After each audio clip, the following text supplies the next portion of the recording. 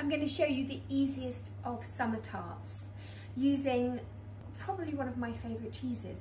And we've really got to support our British cheesemakers. It's so important because since this horrible coronavirus has hit everyone, this pandemic, a lot of the cheesemakers in Britain, most of their trade overnight disappeared with all the closures of the restaurants. So if you can buy British cheese from the dairies direct, now is the time, because honestly they really need it. But also the cheese is just so delicious. And I've got one here. This is Perl from Caws Cenarth in Wales, the dairy there. It's the most amazing blue cheese, completely delicious. And I just want to make this and give it a, well, it's the hero of this piece, that cheese. So everything else that's going with it is just going to make that taste even better. It's so simple. You buy some ready roll puff pastry. If you want to make it, that's absolutely fine, do, but ready roll is perfectly fine. Fits in here. I've even used the paper that it comes in just to line the tray as well. And the first thing you do is just slice up some red onion really thinly and just scatter that at the bottom of the tart. Now, if you can just see closely here, I have just scored the edges. So that is, I want to have this part of the pastry will just rise up and you can see the edges of the tart. So if you can keep within those lines, that's great.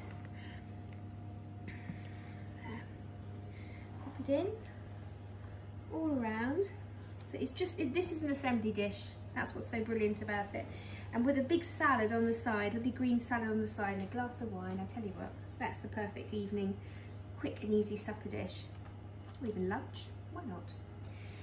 Next, we got some pears. So these are I think these are Caws pears, and they've just been tossed in some lemon juice to stop them browning, and some lemon zest as well, which just sort of lifts it, because the lemon goes so well with the blue cheese as well. So I'm just scattering those over. There we are.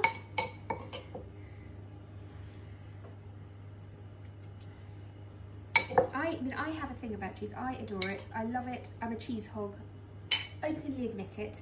I prefer it to sweet things. So for me to taste a wonderfully, beautifully made artisanal cheese from Britain is the idea of happiness for me. In fact, we love it so much, we've actually bought quite a lot. So this blue, I bought an entire 2.5 kilograms of it, which we've been working our way through slowly.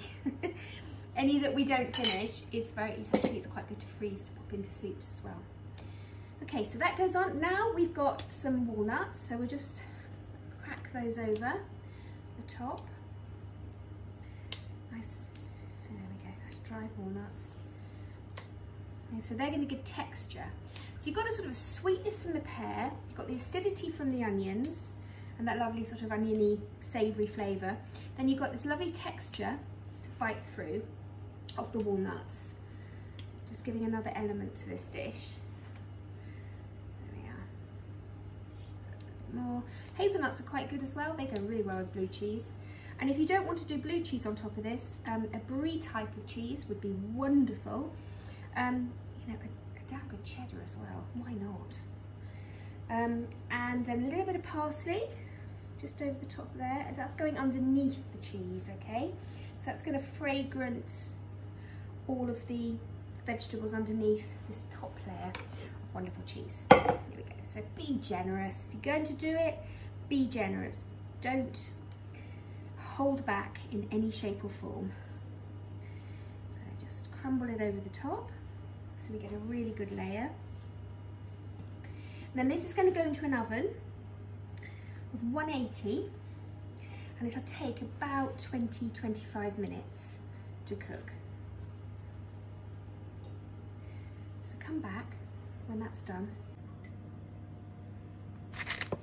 So here we are, the finished tart. It's just come out of the oven. It smells so delicious. I mean, that blue cheese, but also you've got the nuts there and the pears, the sweetness of the pears. It's a really delicious tart, and it's just showing the star of the show, which is a British cheese. And this is the Pearl from Caws Cenarth Dairy in Wales. If you can support our British cheese bakers, please do, and buy their cheese, because it's really fabulous.